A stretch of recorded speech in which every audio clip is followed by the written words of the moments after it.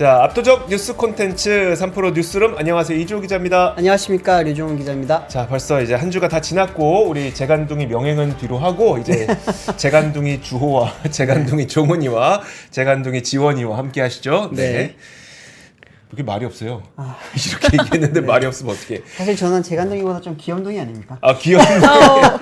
어우, 금요일 기분 나쁘게. 자, 첫 번째 뉴스부터 한번 바로 시작해 보도록 하겠습니다. 첫 번째 뉴스는 아무래도 요즘 정말 긴박하게 돌아가고 있는 이 팀F 소식을 좀 더 전해드려야 될 것 같은데, 네. 일단 그 팀F 사태에 대한 후속 조치들이 기업별로 속속 나오고 있어서 그 내용 먼저 업데이트 해드리고, 그리고 일단 팀F에서 결국 우리 소비자들에게 그리고 셀러분들에게 그 미정상금을 정산해주거나, 네. 아니면 소비자분들에게 환불과 취소를 해주거나 하려면 결국 돈이 필요하잖아요. 그렇죠. 이 돈을 과연 어디서 확보할 수 있을 것인가에 대한 이야기까지 해드리도록 하겠습니다.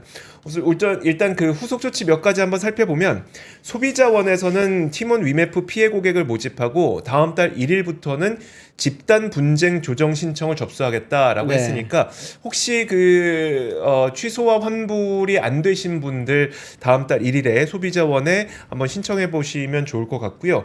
그리고 여기어때에서는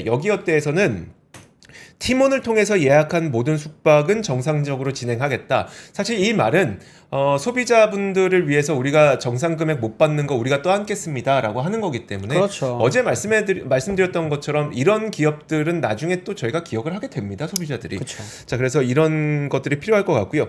사실 카드 업계는 이 사태가 발생하자마자 카드 결제 자체를 중단시켰잖아요. 네네. 그러다 보니까 사실 그 환불을 받고 싶은 소비자분들도, 혹은 취소를 하고 싶은, 결제 취소를 하고 싶은 소비자분들도 거래 자체가 중단이 됐기 때문에 아무것도 할 수가 없었고, 네. 환불을 받으려면 계좌번호 써놓고 이제 기다리는 수밖에 없었는데, 카드 업계에서도 결제 취소를 좀 지원하겠다라는 입장 선회가 좀 있었습니다. 네. 그래서 어떻게 하는 거냐면, 소비자들이 만약에 물품 대금을 결제했는데 수령하지 못했을 경우 카드사에 신용카드 이용대금 이의 제기를 신청할 수가 있거든요. 그래서 이 이의 제기를 신청해서 카드사가 받아들여지면은 이제 카드 결제를 취소해 주는 건데, 사실 이렇게 하면 또 이렇게 약간 좀 그 불순한 마음 먹으시는 분들 가끔 있어갖고 이게 그걸 또 확인하는 작업이 필요해요, 카드사 입장에서도. 그렇죠. 근데 카드사가 팀원의 내부 결제 자료를 직접 들여다볼 수는 없기 때문에 이것을 확인하는 과정까지는 한 2-3주 정도 소요가 된다고 합니다. 네. 그래서 이의 제기를 신청하시면 그 부분에 대해서는 취소가 가능하지만 이 시간은 한 2-3주 정도 소요될 것이라는 것도 알고 계시면 좋을 것 같습니다. 자, 그래서 이제는 그러면 위메프나 팀원의 그 미정산 금액을 정산을 해서 셀러분들한테 줘야 되고, 그렇죠. 그리고 취소와 환불을 통해서 소비자분들한테 이걸 돌려드려야 되는데, 과연 이 돈 어디서 날 거냐. 그러니까요. 일단 그 위메프와 팀원이 돈이 있는지부터 한번 보도록 하겠습니다. 제가 그 재무제표를 다 뜯어보진 못했고, 근데 이 감사 보고서 있잖아요. 네. 감사 보고서에 저 이런 멘트 써 있는 거를 저는 흔히 보지 못했거든요. 한번 화면 한번 보시죠. 이 위에 있는 게 위메프의 2023년 감사 보고서입니다. 그러니까 2023년 회계 기준 감사 보고서니까 2024년 4월에 나온 네. 그 감사 보고서를 말씀드리는 거예요. 여기 보면은 강조 사항, 이래서 그 계속 기업으로서의 존속 능력에 유의적 의문을 제기할 만한 중요한 불확실성이 존재함을 나타냅니다. 불확실하다. 계속 기업에 대한 불확실성이 있다. 네. 제가 말씀 잘못 들었군요. 요게 팀원입니다. 요게 팀원. 그리고 아래에 있는 게 위메프입니다. 죄송해요. 좀 실수했어요. 자, 위메프부터 한번 보도록 하죠. 위메프. 계속 기업의 존속 능력에 유의적 의문을 제기할 만한 중요한 불확실성이 있습니다. 라는 게 위메프에서 2023년 회계연도 기준, 네. 2024년에 이걸 내놨고요. 계속 기업으로 불확실성이 존재한다. 그리고 두 번째로 팀원은 이거 2022년 회계연도 기준입니다. 이거. 네. 이것도 마찬가지로 계속 기업으로서의 존속 능력에 유의적 의문을 제기할 만한 중요한 불확실성이 존재합니다. 회계 그 사들이 이렇게 썼다는 거예요. 근데 팀원은 왜 2022년이냐? 2023년 걸 갖고 와야지. 2023년 감사 보고서가 안 나왔습니다.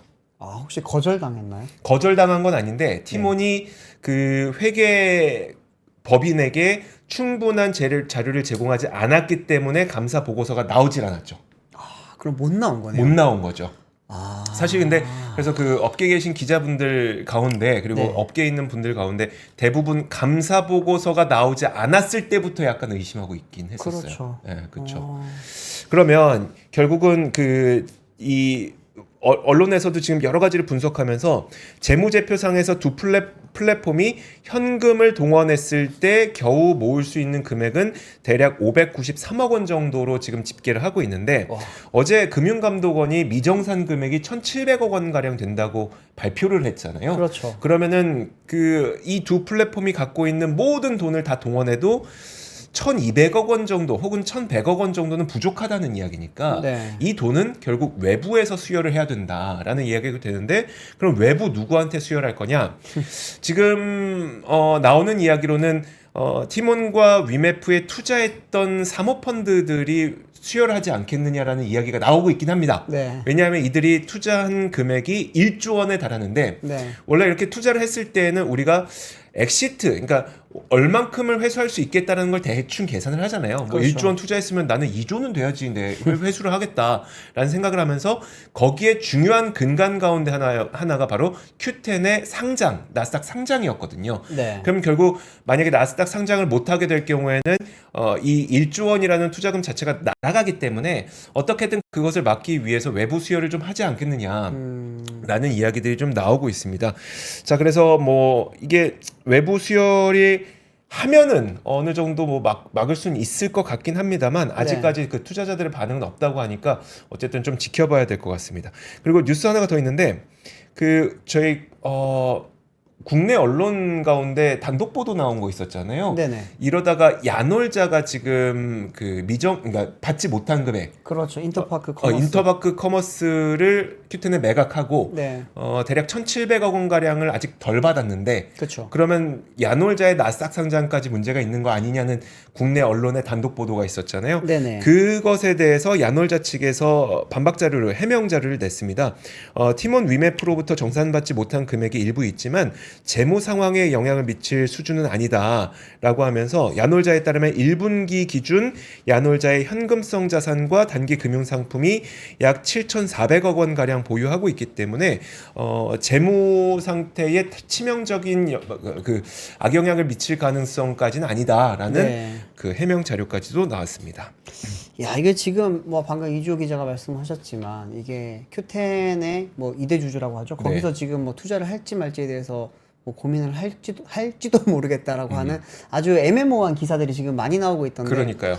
과연 이게 상장을 해야지만 사실은 투자자들이 본인들이 투자를 한 거에 대해서 리워드를 받을 수 있는 상황이잖아요. 네. 그럼 울며 겨자 먹기로 투자를 하겠다라고 하는 거는 약간 너무 희망적인 전망이 아닐까 싶습니다. 그렇죠. 차라리 지금 이제 여기에 대해서 돈을 1조가 물린 상황에서 이제 1,000억, 2,000억을 더 넣어서 1조 2,000억을 내가 물릴 거냐, 네. 아니면 1조만 물릴 거냐라고 하는 지금 고민들을 하고 있을 것 같은데, 글쎄요, 지금 뭐 오늘 아침에 정프로님도 말을 했지만 이게 여기에 대해서 이제 혈세가 사용이 되면 어떻게 되냐라고 하는 그렇죠. 이야기. 벌써 지금 이제 대통령실에서도 이 부분을 중기부를 향해서 지금 더 이상 큰 피해가 나지 않게 좀 주시해라. 네. 특히나 이제 중소기업들에 대해서 이게 만약에 번져나갈 경우에는 더 커질 수 있으니까 이 부분 좀 주시해라고 했고, 오늘 또 보니까 소비자원에서도 이제 집단 분쟁 조정을 신청하기 위해 좀 이 부분에 대해서 이제 그 사람들을 상대로 이렇게 신청하라고 또 이야기도 했다고 합니다. 이렇게 되면은 아무래도 이제 단순히 그냥 기업과 소비자 간의 문제를 넘어서 어떻게 보면 중간에 정부가 다시 좀 심판처럼 그렇죠. 끼는 모양새가 될지도 모르겠다라는 생각이 드는데요. 이게 과연 뭐 소비자를 생각하면은 뭐 좀 좋다기보다는 뭐 정부가 나서야 될 필요성도 있어 보이기는 하는데, 과연 이런 부분에 세금을 쓰는 게 맞는지에 대해서는 조금 좀 면밀하게 좀 고민을 해봐야 될 것 사실 같습니다. 세금을 쓰는 건 맞지 않긴 한데 네. 이게 저런 거잖아요. 오늘 아침에도 저희 그 방송을 통해서 짚어드렸던 게 그거 아니겠습니까? 이게 왜 못 막았냐? 금감원 알고 있었는데 2년 전부터 문제를 알고 있었는데 왜 못 막았냐? 네. 측면에 있어서 일단 그 금융당국은 전자상거래법상 통신판매 중개업자인 티몬과 위메프를 사실 직접적으로 규제하기는 어렵죠. 네네. 근데 물론 이 전자 지급 결제 대행업 피지업을 하고 있기 때문에 요 부분에 대해서는 감독을 할 수 있는 건데 네. 사실 이게 그 법이라고 하는 게 좀 아주 촘촘하게 되어 있지 못하다 보니 그쵸. 이런 문제가 생긴 게 아니냐라고 하는 거라서 결국은 이렇게 법이 촘촘하지 못한 부분에 있어서는 정부가 나서 줘야지만이 해결될 수 있는 부분인데 그렇다고 혈세를 사용하는 거는 어느 누구도 받아들이기 좀 쉽지 않고 그렇죠. 그런 굉장히 애매한 상황에 있는 것 같습니다. 보니까 이제 약간 피지사라든지 카드사로까지 이게 번져나갈 거에 대한 좀 우려도 사실 좀 많이 나오고 있는 것 같고요. 네, 사실 카드사는 어떻게든지 버틸 수 있을 거예요. 그렇죠. 근데 네. 피지사들 같은 경우에는 물론 큰 회사들도 있지만 작은 회사들이 많기 때문에 그곳에서 좀 피해를 입게 된다면은 단순히 이게 이제 뭐 위메프랑 티몬을 넘어서 이제 다른 이커머스 전체로도 좀 번질 수 있다라는 그런 우려도 나오다 보니까 네. 아무래도 정부는 좀 그런 부분에 있어서 조금 우려 때문에 좀 눈여겨보자라고 하는 이야기를 하는 게 아닐까 싶습니다. 알겠습니다. 네. 다음 소식은 오늘 이제 어제 제가 현대차 말씀드렸잖아요. 네. 오늘은 이제 기아가 또 실적 발표를 했는데 와우, 현대차 어제 실적 좋았잖아요. 좋았죠? 네. 현대차는 장난입니다. 장난입니까? 제조업의 평균 영업이익률이 보통 몇 프로인지 아시죠? 보통 두 자리 잘 안 넘어가요. 안 그러니까 넘어가죠. 두 자리 나오면 잘했다. 그렇죠. 저희가 이제 테슬라를 굉장히 와 대단하다고 했을 때 보면은 영업이익률이 막 두 자리 20%막 이렇게 나왔잖아요. 그러니까요. 네. 근데 요즘은 안 그러잖아요. 지난번에 6% 나왔으니까. 네, 이번에 6% 나왔는데 기아가 이번에 2분기 기준으로 영업이익률이 13.2% 나왔습니다. 이제 1분기 때 13.1%가 나오면서 역대 최대치의 이제 영업이익률이 나왔는데 네. 이번에 다시 한 번 더 경신을 했고요. 이게 또 상반기 전체로 보더라도 지금 13.1%라고 하는 엄청난 지금 영업이익률을 기록을 했거든요. 지금 아직까지 모든 완성차 업체들의 지금 글로벌 완성차 업체들의 실적이 다 나오진 않았는데 네. 다들 이야기를 하기로는 대중 브랜드 중에서는 당연히 1등일 것 같다라고 이야기를 하고요. 럭셔리 브랜드까지 합치더라도 한 탑 5, 탑 3 안에 들어갈 수도 있을 정도의 수익률이라고 이야기를 합니다. 네. 좀 자세히 말씀드리면은 2분기 기준으로는 일단은 이제 판매량은 79만 5,180세대였습니다. 그런데 이제 매출액이 중요하죠. 매출액 같은 경우에는 27조 5,679억 원, 영업이익은 3조 6,437억 원이었습니다. 실적이 좋았던 데는 뭐 당연히 믹스 개선이라고 하죠. 이제 비싼 차를 많이 팔았고요. 그런 것도 있고 또 하나는 환율 효과도 컸습니다. 네. 환율 효과 같은 경우에는 이제 2분기 원달러 평균 환율이 이제 전년 동기 대비 4.3% 증가한 1,371원을 기록을 했다고 합니다.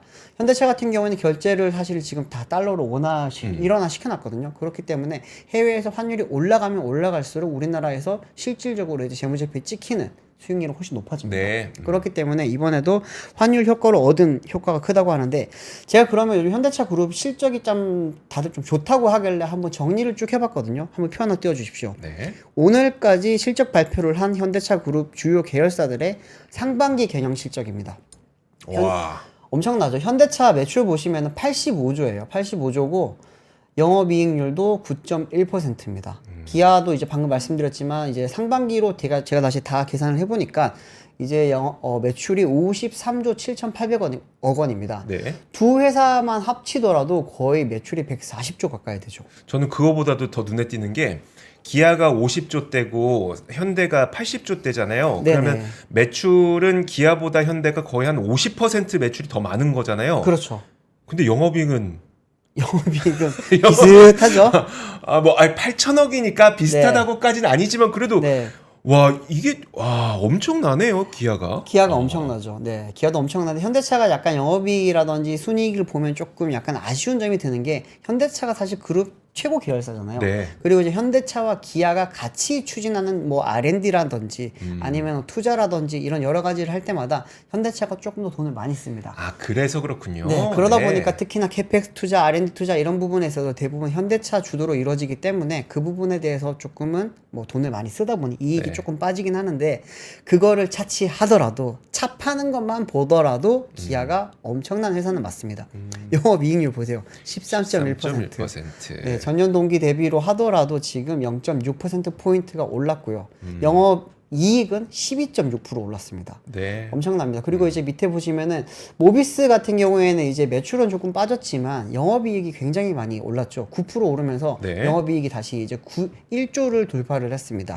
현대글로비스 같은 경우에도 지금 상반기 기준으로 이제 영업이익이 거의 1조를 육박하게 됐고요. 네. 또 이제 매출액도 13조가 넘었습니다.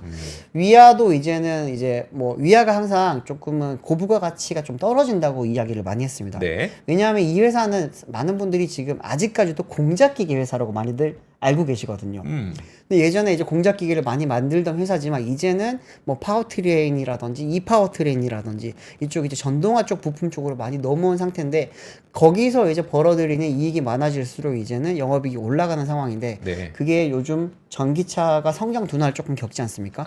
그런 와중에도 11% 영업이익 올랐습니다. 오. 이게 결국에는 이제 사업 구조 자체가 예전에 이제 돈 안 되던 공작 기계에서 네. 점점 돈 되는 전동화로 넘어가고 있다라는 걸 조금 이해를 하시면 좋을 거고요. 현대로템 보시죠. 현대로템. 현대로템 방산. 요즘 방산 분위기 좋잖아요. 네, 현대로템 보시면은 일단은 매출 10.2% 올라서 1조 8,423억 원입니다. 네. 그런데 옆에 보세요. 영업이익 보세요. 58%. 전년 동기 대비 58.8% 올라서 1,574억 원을 기록을 했습니다. 이제 사실 로템 같은 경우에는 철도? 네. 철도가 아니죠. 그 이제 어. 그 전동차 네, 전동차를 그렇죠, 그렇죠. 만들고 네. 그리고 이제 이런 뭐 방산 제품들 만들기 때문에 영업 이익률이 저렇게까지 높기가 쉽지가 않거든요. 네. 근데 영업 이익률 저기도 보시면 8.5%입니다. 거의 현대차 육박하죠. 근데 이제 제철 같은 경우에는 뭐 많이들 아시겠지만 요즘 네. 중국산 철강이 너무 많이 들어와서. 철강이 요즘 좀 안 좋죠. 원재료 거기에 대한 따른 이제 레깅 효과도 있고 여러 가지 그렇죠. 이유 때문에 지금 영업이익이 전년 동기 대비 80.8% 빠졌지만 뭐 제철을 제외하고 나면 이제 대부분의 현대차 그룹사들이 지금 굉장히 좀 좋은 실적을 보여주고 있다고 보시면 좋겠습니다. 네. 주가는 조금은 네 달랐죠. 오늘 보면은 글로비스 같은 경우에는 이제 4.15% 오르면서 12만 3,100원을 기록을 했는데 오늘 이렇게 실적이 좋은 기아 같은 경우에는 한 2.5% 빠졌습니다. 제가 계속 말씀드리지만 사업가 주가는 뭐 아니요. 장기적으로 보면은 장기적으로 보면 한 10년 따라가요. 보면 같이 가는데 아이, 단기적으로 봤을 때는 이렇게 차이가 조금씩 있을 수 있다는 점. 10년은 너무하다. 네. 10년 너무하다. 아유, 따라갑니다. 결국은 실적 따라가긴 하는데. 그렇죠. 우리가 단기적으로 이제 어떤 시장 환경에 따라서 조금씩 다른 움직임이 나타나긴 하죠. 네. 아이고, 방금 현대로템 영업이 58% 늘어났다고 뭐 되게 하셨죠? 네, 그렇습니다. 58%. 네. 저 넘어갈까요? 네, 넘어가셔도 됩니다. 네. 에이, 58% 갖고. 왜요? 58%. 잠시 후에 네. 전해드리겠지만 풍사는 3배 늘었습니다. 아, 잠깐만요. 전년 동기 대비 3배 늘었다고요? 영업이익 3배 늘었습니다. 잠시 후에 전해드리겠습니다. 자, 다음 뉴스 한번 보도록 하죠. 지금 이제 파리올림픽이 언제부터 개막하죠? 오늘부터 개막합니다. 오늘부터 네. 개막식. 네. 개막식. 이 올림픽 뉴스. 네, 올림픽 뉴스 제가 스포츠를 또 좋아하기 때문에 네. 한번 준비해봤는데요. 이제 전 세계 축제니까 또 국내외에서 굉장히 많이 관심을 가지고 있고, 그렇죠. 또 이제 마케팅 경쟁도 굉장히 좀 하고 있는데, 이 가운데 이제 루이비통이나 셀린느 같은 명품 브랜드들이 이제 파리도 후원을 하기도 하면서 이제 외관은 좀 럭셔리한데, 네. 근데 또 파리가 이번 올림픽 목표를 가성비 올림픽으로 해가지고 좀 외관은 좀 럭셔리한데 이제 비용을 또 줄이겠다고 하니까 네, 좀 사진을 준비했는데요. 네. 이제 올림픽 잠깐 소개해드리면 이제 개막식은 이제 한국 시간 내일 새벽 2시 30분에 시작되고요. 그 역대 최초로 경기장 밖에서 열리는데 각국에서 참여한 이제 1만여 명의 선수들은 이렇게 배를 타고 생강 위를 이제 지나가게 됩니다. 그래서 이제 생강 주변에서 사람들이 이제 무료로 이 모습을 관람을 할 수 있고, 이건 이제 임시로 그냥 나온 파리 올림픽 측에서 이제 보낸 사진인데요. 아, 이렇게 개막식이 네네. 열릴 겁니다 하고는 예상도죠. 네네, 그렇죠. 그래서 이제 근데 강이 되게 깨끗해 보이네. 그러게 생강 제가 알고 있는 생강이- 생강의 색깔은 저 이 색깔이 생각이 아니거든요. 아닌데. 약간 좀 AI가 좀 많은 그걸 네. 한 것 같은데, 이제 32만 명 정도가 이제 올림픽 개막식을 이제 직관할 거라고 예상이 네. 되고요. 네. 이번 파리 올림픽 그 조직위원회가 목표한 개최 비용이 88억 달러. 입니다. 그 네. 우리 돈으로 한 12조 원 정도인데 그 다음 표를 보여주시면은 네. 이제 다른 올림픽이랑 비교했을 때 상당히 적은 비용인데요.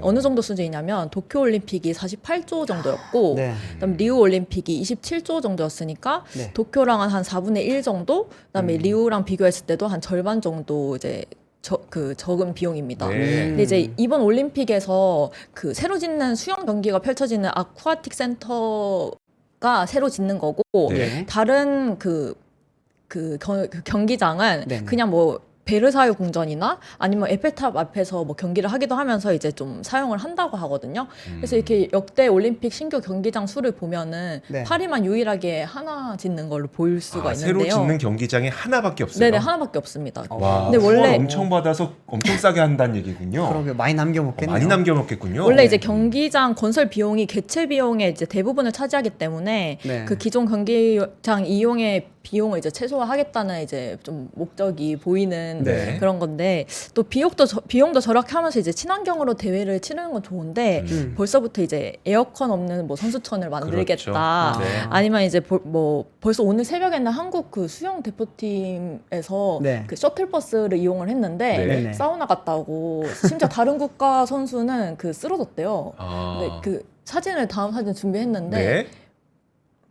이게 이제 창문이 아예 열리지가 않고, 네. 네. 그런 다음에 이제 에어컨도 안 트니까 완전 찜통 같은 그런 더위를 지금 볼 수 있고요. 아. 저 버스 안에 에어컨이 없다고요? 에어컨이 없습니다. 아, 그리고 또 창문도 안 열려가지고 네. 개방형이 아닌가 봐요. 창문이 안 열려서 아. 굉장히 불편하다 하고, 그다음에 이제 오른쪽이 그 파리 시장인데요. 네. 이게 생강 수질 문제가 좀 논란이 됐었잖아요. 그렇죠. 그래서 이제 프랑스가 안전한 수진을 만들겠다고 21억 원을 넘는 돈을 사용을 했다거나 하는데, 이제 워낙 논란이 많이 되니까 파리 시장이 이제 직접 뛰어든 거죠. 네. 생강에.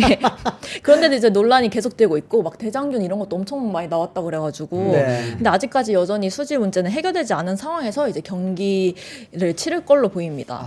그런데도 이제 올림픽 효과라는 게 있으니까 네. 또 전 세계 사람들이 몰리면서 경제적 이익도 상당할 걸로 보는데, 네. 그 기업들이 올림픽 로고를 함부로 사용할 수가 없잖아요. 맞아요, 그렇죠. 맞아요. 네. 이거를 저도 이제 이걸 예전에 취재하다가 들었는데 네. 어떤 기업이 이제 올림픽에 뭔가 후원을 했어요. 음. 그래서 이제 기자들이 막 올림픽 관련해서 뭐 로고도 사진도 막 달라고 하고 거기에다 기사 쓸 때 네. 공식 스폰서 막 이런 걸 썼단 말이에요. 네. 그랬더니 바로 전화 와서 그 단어 빼야 된다고 네. 하고 로고 빼야 된다고 막 난리가 났었거든요. 네. 그게 그 그게- 이유가 네. 그 이유가 그 국제 올림픽 위원회 IOC라고 하잖아요. 네. 거기다가 이제 원래 스폰서를 하려면 돈을 지불해서 이거를 좀 얻어야 스폰서 권리를 사야 합니다. 네네. 그래서 이제 뭐 월드와이드 파트너스라고 이걸 불리는데, 네. 이제 표를 띄워주시면은 그 자동차나 전자, 음료 등 각 산업별로 이제 한 개 기업이랑 파트너십을 맺으면 이제 마케팅 독점 지위를 얻는 거고요. 네. 그 이번 파리 올림픽에서 이렇게 15개가 월드와이드 파트너로 지정이 됐고, 여기서 국내는 유일하게 삼성이 있습니다. 네. 그래서 이제 IOC에 따르면은 평창 올림픽이랑 도쿄 올림픽에 이제 공식 스폰서가 이제 투자한 금액이 한 3조 정도였고요. 도쿄 올림픽에서는 한 4조 5천억 정도 됐었는데, 네. 이번 파리 올림픽 규모를 보면 이제 기업들이 한 6조 정도 투자한 걸로 이제 보입니다. 근데 이제 상당히 많은 돈을 투자하는데, 그 다음 사진을 보면은 삼성전자가 파리 이렇게 대형 건물에 광고하는 모습을 볼 수 있고요. 네. 네, 그렇고 이제 파리 이제 그 삼성이 올림픽에 참가하는 17,000명 선수들한테 전원에게 네. 그 갤럭시. 제트플립, 제트플립 그 6 파리 그 올림픽 커넥션 뭐 이렇게 해가지고 줬다고 합니다. 근데 그것만 해도 비용이 상당할 걸로 보여져요. 조금만 해도 그렇죠. 거의 한 300억 정도 되겠는데요. 그렇죠. 어떻게 추산한 거예요? 300억? 지금 네. 아까 17,000개 줬다고 했잖아요. 네. 그러면은 개당 요즘 제트플립 좋은 거 100만 원이라고 치면은 170억. 근데 몰라요. 뭐 몇 기가짜리 줬는지 모르겠지만 네네. 한 2, 300억 정도는 쓰지 않았을까요? 네, 그러네요. 그다음에 이제 여기다가 이제 프랑스 국내 기업이 참여를 하면서 뭐 프리미어 파트너 7개, 뭐 네. 공식 파트너 13개 이렇게 따로 있고요. 네. 총 합쳐서 이제 파리 올림픽에 투자한 기업만 하면 이제 85개 정도 되고요. 네. 그 프리미엄 파트너사는 이제 루이비통이랑 뭐 셀린느 뭐 이렇게 명품 브랜드가 속해 있습니다. 그래서 이번에 그 올림픽 메달도 좀 화제가 됐었는데, 네. 사진을 보면은 이제 메달 그 프랑스 보석 브랜드가 쇼메가 디자인하고요. 그다음에 이제 가죽 메달 이 트레이가 루이비통이 디자인한 겁니다.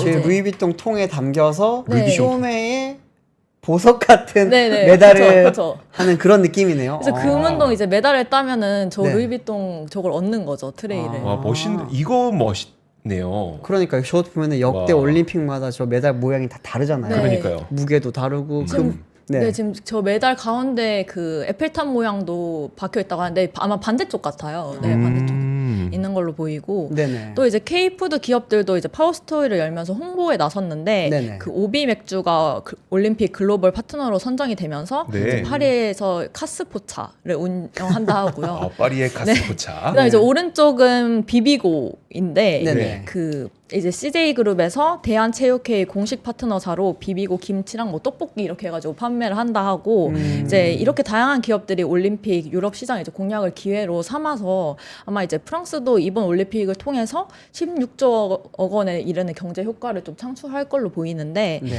좀 원래 기존 올림픽 개최국이 적자를 많이 보기로 원래 유명하잖아요. 그렇죠. 네, 근데 사실 그래서 개최는 뭐 개최 국가가 쓰고 뭐 돈은 IOC가 번다 뭐 이런 말도 나오는데 네.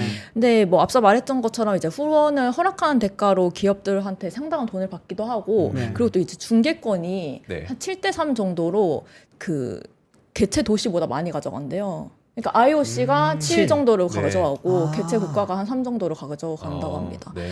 그러니까 이제 돈을 이걸로 많이 버니까 프랑스가 가성비 뭐 올림픽을 목표로 한다고 하지만은 사실 다른 뭐 원래 기존의 그런 그 올림픽처럼 네. 뭐 흑자를 할 수 있을지는 좀 약간 적자가 될지는 좀 의문이고요. 한번 좀 지켜봐야 될 것 같고. 아니 근데 지금 보니까 뭐 올림픽 개최 비용이 12조. 네. 네. 근데 일단 아까 받은 게 16조라 그랬나요? 네네. 일단 이제 16조를 할 걸로 이제 남기겠다. 예상을 하는 거죠. 네. 16조를 남기겠다. 근데 왜냐하면 지금 뭐 아르헨티나 축구팀도 벌써 라커룸에 그 네. 보안 문제가 생겨가지고 7천억 원 가량의 이제 도난 사건이 벌어졌다 하고 7천만 원이요, 아니면 7천만 원, 7천만 7천만 원. 네, 원, 죄송합니다. 그 7천만 원 정도 해야 되고 네. 치안이 심각해서 뭐 보안 이런 문제가 해서 추가 좀 예상이 될 걸로 보이는데요. 그래서 좀 아니 보니까 네. 아까 오다가 보니까 어떤 테러 단체는 생강을 피로 물들여 버리겠다. 뭐 그런 지금 그리고 이야기도 뭐 나오던데. 드론 격추 뭐 이런 얘기도 나오고 네. 해서 좀 보안이 좀 심각한 걸로 보입니다. 이게 글쎄 아까 뭐 말씀하셨지만 그 경기장을 하나만 짓는다고 했잖아요. 네네네. 그러면은 어떻게 좀 남겨 먹을 수도 있지 않을까라는 생각이 들긴 하는데 글쎄요. 아니, 안 그래도 날 더워서 덥고 습한데 네. 선수들은 진짜 온몸의 에너지를 다 써야 되잖아요. 그쵸. 그러면 굉장히 열사병이나 이런 것도 걸리기 쉬울 텐데 이동 버스에 에어컨도 없고 그것도 꽉 막아놓고 이게 과연 건강한 올림픽인지를 모르겠네요. 왠지 이번 올림픽은 좀 기록은 다 별로 안 좋을 것 같다라는 생각도 좀 드네요, 사실. 네. 선수들 컨디션이 진짜 중요하잖아요. 그러니까요. 그래서 근데 가자마자 그 양궁에서 랭킹 라운드를 했는데 네. 네, 그건 세계 기록 깼다고 합니다 벌써. 우리나라에서 네. 예선이었었죠. 네. 역시 우리는 정말 양궁의 대단합니다, 나라. 진짜. 자, 네, 좋습니다. 주몽의 국가 아닙니까? 주몽의 후예들. 그렇죠. 네. 자, 다음 뉴스 한번 보도록 하겠습니다. 올림픽 이야기는 끝난 네네, 거 맞죠? 끝났습니다. 네. 네. 자, 다음 뉴스 한번 보도록 하겠습니다. 제가 그 풍산의 실적이 발표가 됐는데 풍산 실적이 진짜 3배예요. 영업이익이 3배 났어요. 일단 요거 한번 보시죠. 자, 연결 기준으로 보면은 지금 여기 그 영업이익 연결 기준으로 영업이익이 199% 거의 200% 늘었고요. 네. 매출도 이거는 지금 QOQ입니다. QOQ. 아, 큐. 전분기 대비라서 요걸로 보시면 안 되고 제가 말씀을 드릴게요. 네. 전년 동기 대비 영업이익이 199% 늘었으니까 3배 는 거죠. 3배 네. 맞네요, 그러면. 그리고 매출액도 19% 늘었고요. 네. 근데 지금 이거는 제가 QOQ로 보여드렸잖아요. 연결 기준 QOQ 도. 전 분기 대비해서도 그 매출액은 28%, 와. 그 다음에 영업이익은 200%. 굉장히 많이 늘었습니다. 네. 뭐가 늘었는지를 살펴보니까 네, 네.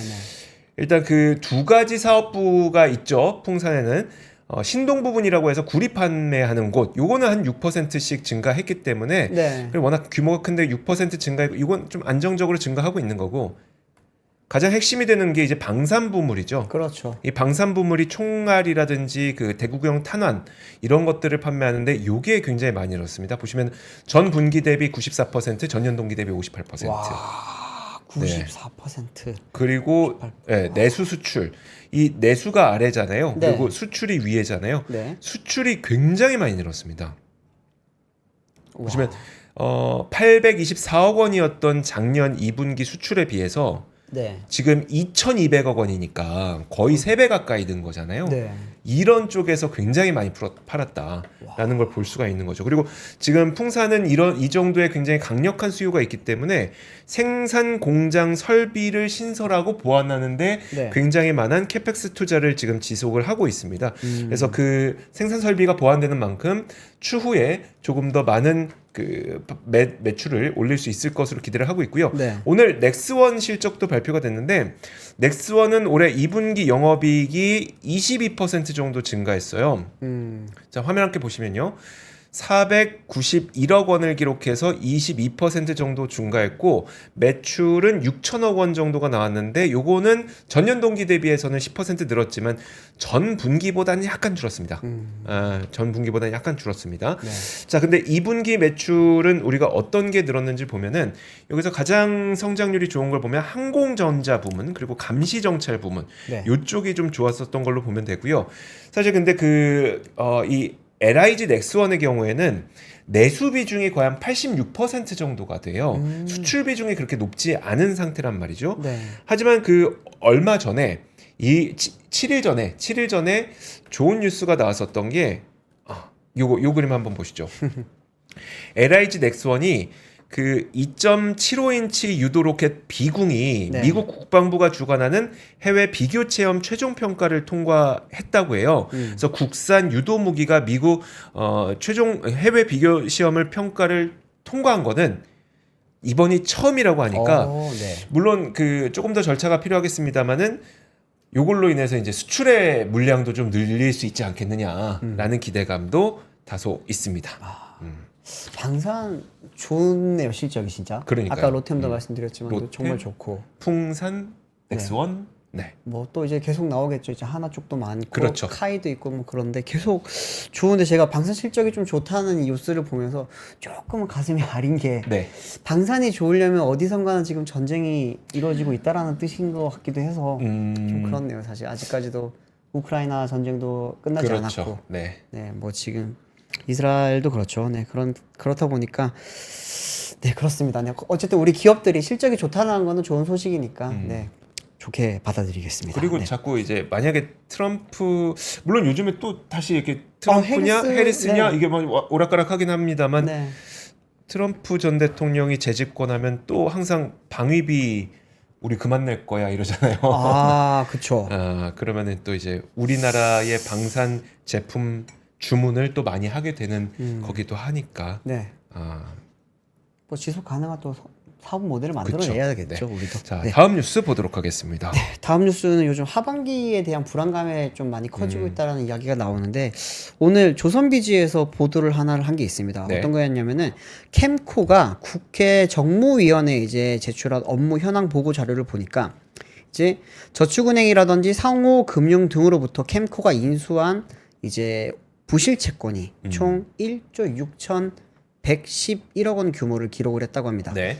이게 이제 새마을금고와 저축은행으로부터 각각 1조 4,767억 원 그리고 이제 1,344억 원어치 지금 부실 채권을 사들였다고 하는데 제2금융권으로 이렇게 1,600억이 넘는 이제 이런 부실 채권을 산 거는 이제 거의 역대 최고 규모라고 하고요. 네. 5년 평균 부실 채권 매입액의 7배를 넘어서는 수준이라고 이야기를 합니다. 제가 이걸 보면서 이제 싹 지나갔던 게 뭐냐면은 바로 지난주에 5대 은행이 이제 상반기에 매입하거나 네. 매각하거나 상각했던 이제 부실 채권 자체가 3조 2천억 원이 넘었다고 합니다. 그러면은 지금 캠코가 2금융권으로부터 받은 게 지금 1조 6천억 원이고요. 지금 그리고 5대은행, 시중은행이 지금 상반기에 이제 매각하거나 상각한 게 3조 2천억이면 거의 한 5조 원 가까이 되잖아요. 그러네요. 부실채권이 지금 우리가 눈에 드러난 규모만 해도 지금 5조 원 정도가 되고 있다고 하면은 이 부분에 대해서 지금 이제 아직까지도 PF가 해결이 안 된 게 엄청나게 많고요. 네. 하반기 때 지금 또 연말이 되면은 도래하는 그 만기가 도래하는 것들도 많기 때문에 그 부분에 대해서 좀 많이 걱정들을 하시고 있죠, 많이들. 그래서 네. 저도 그 부분이 조금 많이 좀 불안하다 보니까 오늘 뉴스를 가져왔습니다. 그러면서 이제 금융권 관계자 이야기가 좀 있었는데, 금융당국이 이금융권의 이제 적극적인 건전성 관리를 주문을 하고 있기 때문에 하반기 부실채권 매각 규모는 더 커질 것이다 라면서 민간 부실채권 투자사의 경우 이 금융권의 무담보 채권 취급을 꺼리는 만큼 캠코가 소화해야 할 물량이 상당할 것으로 예상된다라고 했습니다.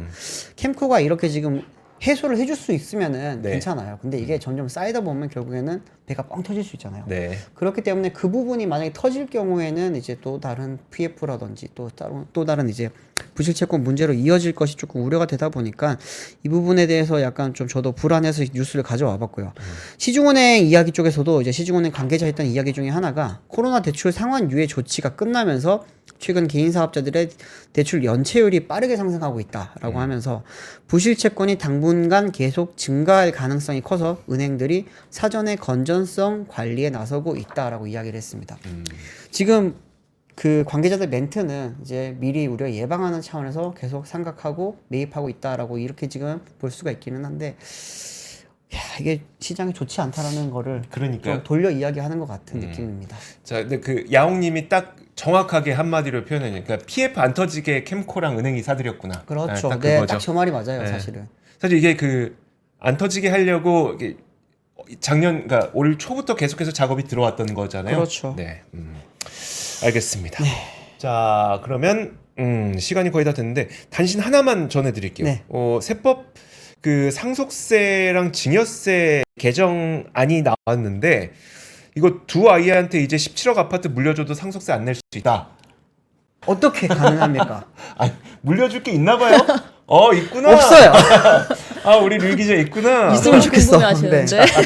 일단 그 인적공제, 자녀 인적공제가 지금까지 5천만 원, 한 명당 5천만 원이었는데 네. 이걸 5억 원으로 늘리기로 그렇죠. 한 거예요. 그래서 만약에 배우자 한 명에 자녀 2명 있는 분이 이제 상속을 하게 된다. 네. 그러면은 그 기초공제가 2억 원, 네. 거기에다 배우자 5억 원, 네. 그리고 자녀 2명 10억 원 네. 하면 17억 원 나오잖아요. 네. 그래서 17억 원까지 아파트는 공제, 그러니까 상속세 없이 상속할 수 있다. 가장 크게 변화된 게 네. 자녀 공제 인당 5천만 원에서 5억 원으로 바뀐 거거든요. 그렇죠. 그 부분과 이제 뭐 증여세율 조정된 것도 있는데 그런 자세한 것들은 여러분들 요즘에 기사에 많이 나오니까 네. 한번 보시면 될 것 같습니다. 시간이 다 됐으니 우리 갑자기 류종근 기자 딱 발끈한 거 보니까 있구나. 없어요. 자, 그러면 오늘 3프로 뉴스룸 여기서 마치도록 하겠습니다. 주말 잘 보내시고 다음 주 월요일에 오겠습니다. 고맙습니다. 감사합니다. 박근영, 이선영, 사경인, 염승환 투자 마스터들의 세심한 케어로 건강한 투자 습관을 만드세요. 3프로 멤버십 3프로 앱에서 확인하세요.